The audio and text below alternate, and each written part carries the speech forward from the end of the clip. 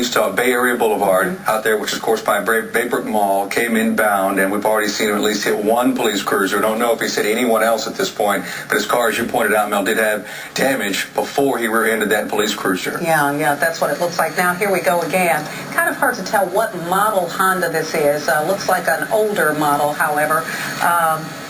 Sort of smaller there, so very difficult to see.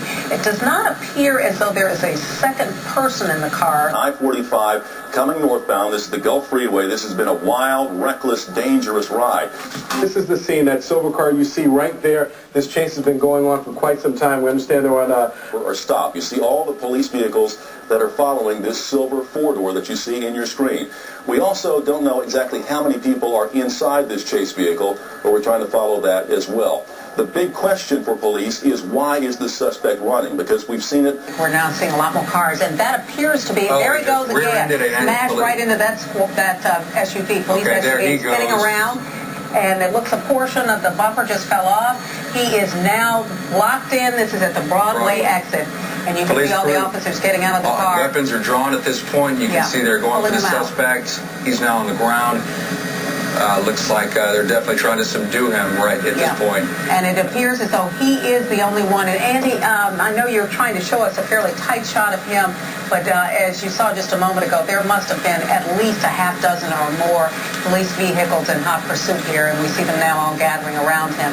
Not much time for conversation. He realized he could not get out on the driver's side, so he tried to come out through the passenger side, and it was over in just a matter of moments. Looks like he's got some severe injuries to his face at this point. Well, he's rear-ended two vehicles at this time, so there was obviously a lot of some violent collisions going on that he was part of at this point.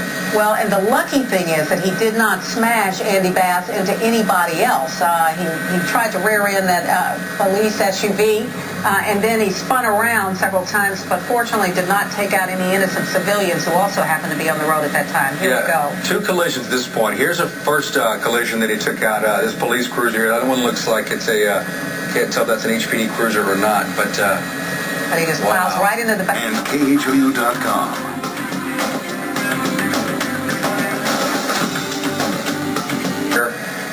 Looks like police are going through his pockets at this point and frisking him down. And also searching his car. Andy, you're able to have a much better vantage point than we are. Anything else that you're seeing? Have they shut down traffic at this point? What? Andy, have they shut down traffic at that stop? Absolutely. They have shut down 45. The record just showed up on scene along with a lot of activity going on here. And this is what's going to happen for rush hour on inbound Gulf Freeway from anywhere basically from the Belt all the way.